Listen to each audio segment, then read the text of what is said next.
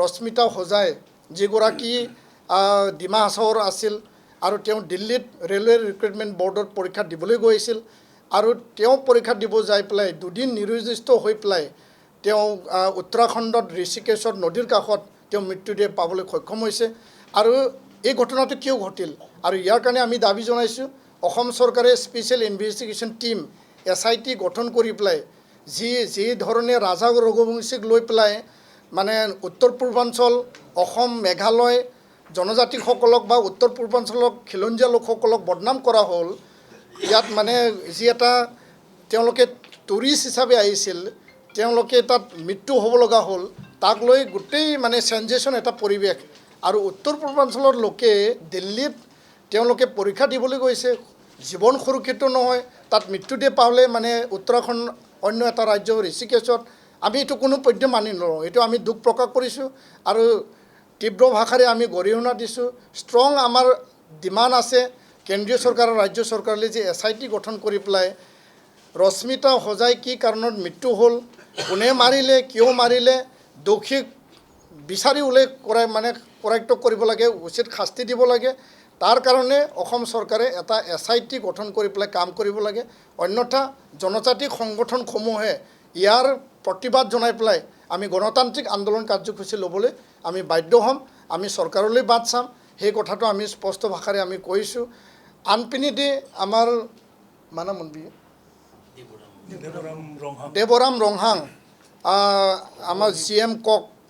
private limited তেওঁ কৰ্মৰত আছিল আৰু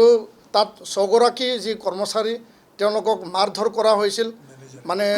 মেনেজাৰ আৰু অখিলঞ্জীয়া মানুহবিলাকে আৰু মাৰধৰ কৰাৰ পিছত দেৱৰাম ৰংহাং মৃত্যুবৰণ হ'ব লগা হৈছে আমি শোক প্ৰকাশ কৰিছোঁ আৰু এই বৰ্বৰ ঘটনাত যিসকল জড়িত কোনো কাৰণত কাকো মানে মৰেল পুলিচিং নিজে আইন হাতত তুলি লৈ পেলাই কাকবা হত্যা কৰাৰ কাকবা মানে মাৰা সেইটো কাৰো অধিকাৰ নাই আইন আছে কিবা যদি ভুল কৰিছে আইনৰ ওচৰত যাব লাগিছিল কিন্তু তাক অন্যায়ভাৱে বৰ্বৰভাৱে মাৰি হত্যা কৰি আজিলৈকে এই যি ঘটনা সেই ঘটনাৰ ওপৰত সঠিক যিবিলাক মানে বিশেষ পদক্ষেপ হ'ব লাগিছিল সেই পদক্ষেপ হোৱা আমি দেখিবলৈ পোৱা নাই চৰকাৰৰ ওচৰত প্ৰশাসনৰ ওচৰত আমাৰ দাবী দেৱৰাম ৰংহাঙৰ উচিত বিচাৰ লাগে ৰশ্মিতা হোজাইৰ উচিত বিচাৰ লাগে আৰু পৰ্বতজোৰা যি ঘটনা সেই ঘটনা যি এটা সৃষ্টি হৈছে প্ৰথম লানিত ৰাইজৰ এইটো প্ৰতিবাদ আছিল ৰাইজৰ দাবী আছিল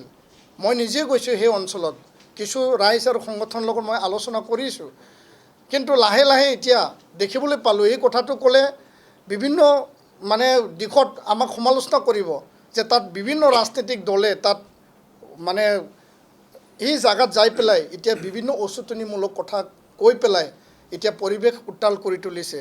যে উন্নয়ন আমাক লাগে ইণ্ডাষ্ট্ৰী আমাক লাগে কিন্তু ইণ্ডাষ্ট্ৰী আৰু উন্নয়নৰ নামত কোনো জনজাতি বা কোনো খিলঞ্জীয়া ভূমিপুত্ৰৰ মাটি বাৰী ঘৰ বাৰী খেতি পথাৰ সেই অঞ্চলৰ অনুষ্ঠান প্ৰতিষ্ঠান যোৱাটো আমি কেতিয়াও নিবিচাৰোঁ আৰু এই ক্ষেত্ৰত BTR চৰকাৰ অসম চৰকাৰে স্থানীয় লোক স্থানীয় দল সংগঠনৰ লগত আলোচনা কৰি এটা মীমাংসা আনি পেলাই সেই ভূমিখিনি মানে যি ভূমিক 3000 বিঘা তেওঁলোকে মানে এলটমেণ্ট দিয়া হৈছে সেই ভূমিখিনিৰ ওপৰত আলোচনা কৰি এটা মীমাংসা ওলাব পাৰিলে হয় কিন্তু আজি তাৰিখত ইয়াত মানে আত্মজা দিব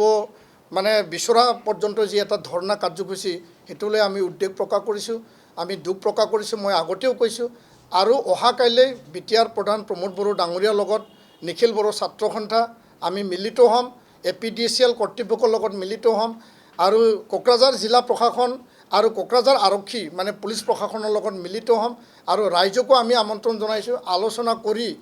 তেওঁলোকে এলটমেণ্ট কিমান দিছে আৰু তাৰ মেপ কি আছে গোটেই বিষয় বিতং বস্তুখিনি আমি জানিবলৈ চেষ্টা কৰিম আৰু ৰাইজৰ পক্ষত আমি সদায় আছোঁ ৰাইজৰ স্বাৰ্থত আছোঁ খিলঞ্জীয়া ভূমিপুত্ৰ জনজাতিৰ স্বাৰ্থত আছোঁ উন্নয়ন আমাক লাগে ইণ্ডাষ্ট্ৰী লাগে কিন্তু ৰাইজৰ কোনো ক্ষয় ক্ষতি নোহোৱাকৈ ৰাইজক মানে দমন আৰু হেঁচাত নথোৱাকৈ সেই বিষয়খনো নিষ্পত্তি কৰিব লাগে সেইখিনিয়ে মই আহ্বান জনাইছোঁ দাবী ৰাখিছোঁ ধন্যবাদ